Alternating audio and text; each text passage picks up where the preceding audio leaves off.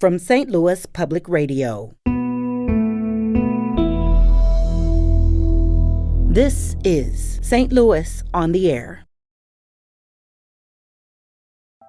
I don't know that I could even call that a ban, the way that that's framed. Do you think the governor is going to sign this bill? So, Illinois obviously has a reputation, I'm sure, especially to Missourians. The day after Election Day, the governor comes out and he's, very clearly upset and says gravely, there will be cuts and they will be painful. That's an exact quote. I'm Sarah Fenske. This has been an unusual session for Illinois lawmakers and a busy one. Among other things, for the first time since 1997, Speaker Mike Madigan was not presiding over the Illinois House. And joining us now with the highlights is Hannah Meisel. She is the Illinois government and politics reporter for NPR Illinois. Hannah, welcome. Thanks for having me, Sarah. So, Hannah, Mike Madigan, he was the longest-serving state legislative leader in U.S. history. How did it change things to have him gone for this session? That's right. He had a very particular way of doing things. He's a very fastidious kind of person, very quiet, reclusive, and, his nickname that he earned over the years was the Velvet Hammer, meaning, he didn't make a fuss necessarily, but he made deals behind the scenes. And he, if he didn't want something done, it wouldn't happen, and if he did, it would. His replacement, Speaker Welch, he is the first Black Speaker of the Illinois House. And he is just a different sort of personality, much more outgoing.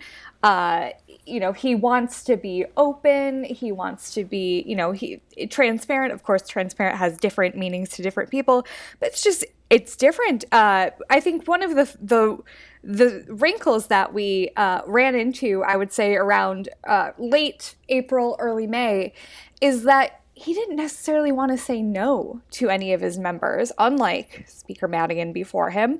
And that meant a lot of legislation was passing out of the, out of House committees, and there was just a lot going on, and it was at times unmanageable. And the governor's office, Governor J.B. Pritzker has only been in office for about, 2.5 years now. And, he had to step into this role that I'm not sure he was quite ready for, to have to say no. And so, several weeks ago, my colleague Rich Miller, he reported on how the governor's office threatened mass vetoes if folks didn't change their bills because, frankly, they were unworkable. So that was definitely one difference there. That's interesting. So mass vetoes, basically saying these bills are against what I want to do here, or these bills are outright unconstitutional? It was more of the latter, and just the volume of things that were coming up. I mean, committees were not, in the House at least, were not being held in person. They were all remote. And at times there were committees, people on the same committee or on different committees having their two different committees at the same time. And it was just, a lot of people complaining about the amount of work, the volume of things that they were having to keep track of. And it was untenable for a while there. Untenable. That's a strong word from somebody who's been covering things for 8 years. Do you feel like as the new House Speaker, Chris Welch, settles into his role, that he might get the hang of the pacing and these sort of issues will be worked out? Or is this just a fundamental difference in personality here? I think it's both, but I do think that his first year, I mean, we've all been in new jobs where we want to please everyone and we want to be, everything to everyone. And I think it's a little bit of that. And I think it's also just, he's got a more progressive politics than Mike Madigan. He likes to see things moving, whereas Mike Madigan had a more, he had a responsibility to his loyal folks who he would then, whether outright or not, connect people to lobbying gigs. And a lot of, one of his signature moves was to place automatic sunset dates on big pieces of legislation.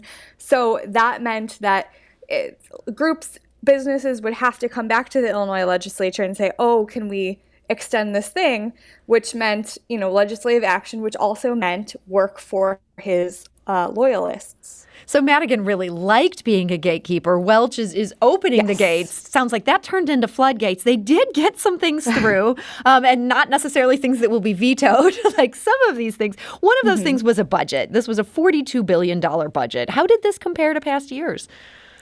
Well, so this is a what we would call like a flat spending budget.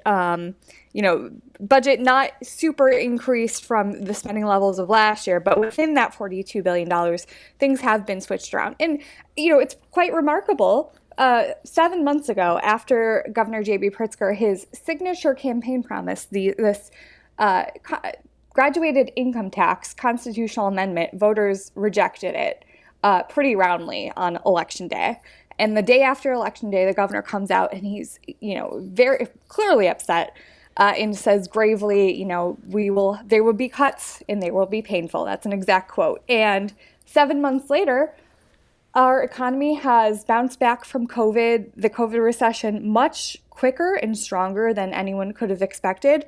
And in addition to that, we have, more than $8 billion of federal American Rescue Plan funds coming our way. And so it is not the budget containing painful cuts that the governor had promised. And, for large part, it doesn't contain a ton of that pain for, especially things like social services that the government either provides directly or contracts out. But very interesting. The other thing is that the governor had been promising since February $1 billion worth of cuts in what he called corporate income tax loopholes. Of course, businesses would call them tax incentives for economic development. And he only ended up with about 600 plus billion of those cuts. And so a little bit of a compromise there for him. Of course, not all of those cuts were popular with Democratic legislators either. Just very interesting, the other if the governor promises, there's going to be cuts, there's going to be pain, is kind of a pattern of the governor kind of overstating things and then things not bearing out. And it's very interesting, the dynamics there between, the governor's office and who in the legislature ends up still trusting the governor, because there's still a lot of tension about, COVID restrictions over the last year. And is this the case then of the boy crying wolf? People are starting to say, hey, governor, when you're asking for austerity, why should we give this to you? The situation could turn around just like it did last year. Yeah, I mean, that's exactly what I was going for. Like, yeah, it's difficult for, for him to be believed. Of course, yeah, none of us could have predicted that the economy was this good. That's not to say that the economy is good for everyone, of course. But, in the vaccine rollout, even though obviously vaccine uptake has dropped significantly in the last couple months, it's still, no one could have predicted a ton of people having vaccines this time last year. So for sure. And that really did open things, get things back going. And as you also mentioned, just a huge amount of federal stimulus money. Yes. So that budget sounds like good news for a lot of people who might have had cause to worry. Something else that got passed here by the Illinois legislature, this is an ethics package. Did this have what the governor wanted when he was calling for this ethics package? Not exactly. So, Illinois obviously has a reputation, I'm sure, especially to Missourians who, want to attract people to their state instead of ours. But, Illinois has a history of politicians who are, yes, self-dealing and, willing to profit off of, government. And, one of the things that the governor has repeatedly asked for in the last, more than 2 years is a revolving door ban, which means that lawmakers can't resign from the legislature and then the day after go lobby their colleagues. A lot of states do have these revolving door bans.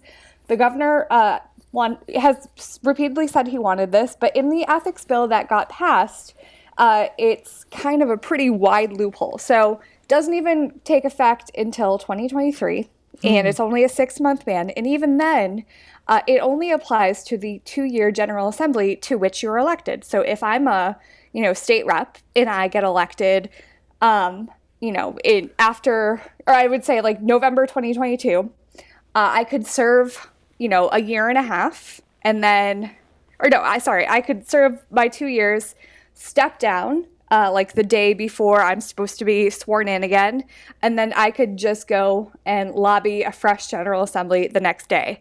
Loophole, totally, legal. That is quite a loophole. I'm very familiar with these revolving door bans in other states. I don't know that I could even call that a ban, the way that that's framed. Do you think the governor is going to sign this bill? Well, I mean, he indicated to me and other reporters last week, he kind of like threw up his hands. He told me, yes, I wanted more. And one of the things I wish I had the presence of mind to ask him while I had, a quick interview opportunity like a lot of other reporters last week is, will you use your power of a mandatory veto, which is something that not a lot of governors have. But I was so sleep deprived after covering session, I completely forgot about that. And so now one of the top government reform groups is calling for the governor to use that. I'm not sure that he will, though. He told another news outlet that, why would I introduce my own ethics package when I have allies in the General Assembly? Interesting. So he feels like this is not going to help him in the long term if he cracks down on some of this stuff? I mean, he hasn't formally announced yet, but he does have, all signs point to, yes, he's going to run again for a second term. It's probably not prudent politically for him to make enemies at this point when, he feels as if this is the will of Democrats in the General Assembly. Oh, Illinois is always so interesting. So one of the things that did not get passed out of this session, this is a big energy bill. Tell us what's the sticking point on this one? Okay, so Illinois has passed a series of these giant kind of energy bills in the last, I would say, 20 years, trying to put Illinois on a path to more renewable energy. And as technology evolves, obviously, it does get better every year, every few years. But so it would put Illinois, so right now we're not meeting our goals that were set out, I think, in 2007 and then again a few years ago. But also, want to induce more investment in the renewable energy industry in Illinois, a growing industry. But the sticking point was, so this, I don't know how much nuclear power Missouri relies on, but Illinois is the most nuclearized state in the nation. We have 6 nuclear power plants that power, a lot of upstate Illinois. They provide 50% of all the total energy output for Illinois. Huge deal. But they are not profitable. This big nuclear giant called Exelon, which also operates in other states, these plants are just not profitable. So back in 2016, they went to the General Assembly, went to the governor at that time, Bruce Rauner, and said, hey, we need help. We need subsidies. And so the state gave them a 10-year, kind of subsidy package. And lo and behold, just a few years later, even after Exelon's subsidiary, ComEd, got caught up in this big corruption probe by the U.S. attorney that did involve, as we were talking about earlier, former House Speaker Mike Madigan. Exelon still, some people would consider brazenly, asked, hey, we need more subsidies or else we're going to threaten or we're going to shut down 2 power plants. And then so all spring in the negotiations, it was the 2 power plants. And then as we got closer to that May 31st deadline, they said, you know what? We might just shutter a 3rd, and we're going to ask for even more. And so that was the sticking point for a while until literally the very last night of session when that had actually been resolved almost miraculously. And then these coal-fired power plants that are either owned by municipalities or there's this big one in the Metro East, near St. Louis and owned by a St. Louis company whose name escapes me right now. Is that I apologize, Peabody? But Peabody, yes, exactly. Peabody Energy was behind this big Prairie State energy campus down in Marissa.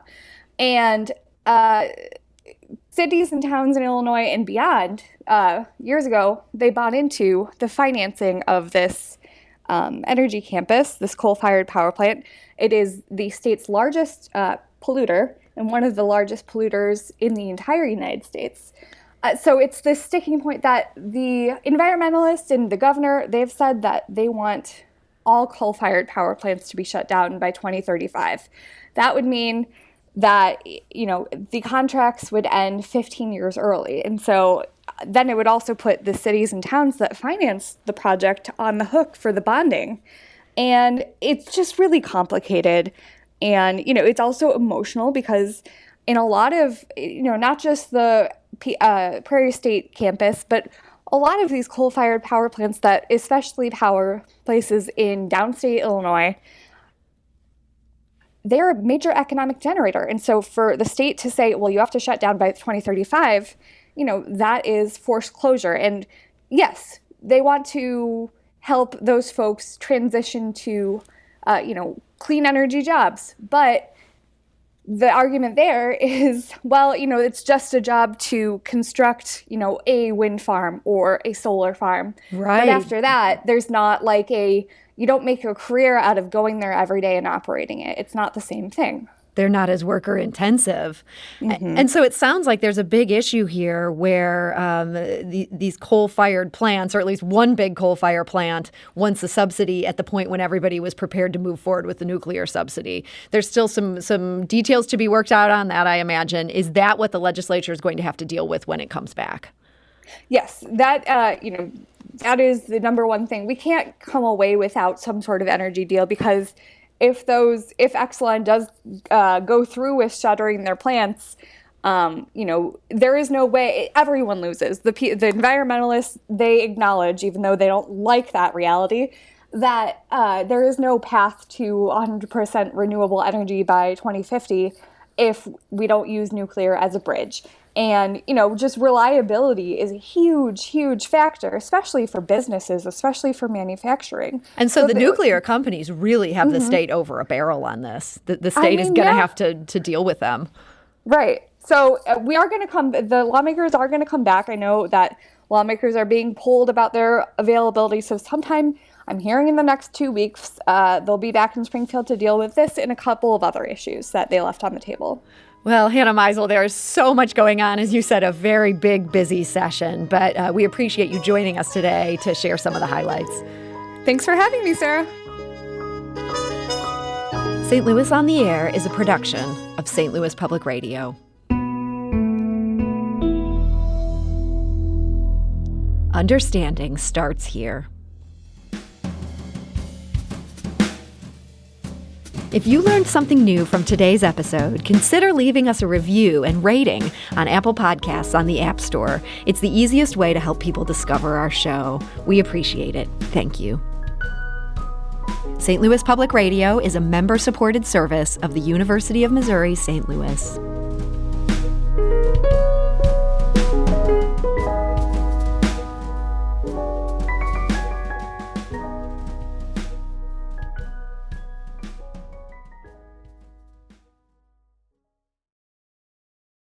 Support comes from the Missouri Forest Products Association, providing more than 41,000 jobs in the production of wood pallets, railroad ties, white oak barrels, hardwood floors, and more. Details at choosewood.com.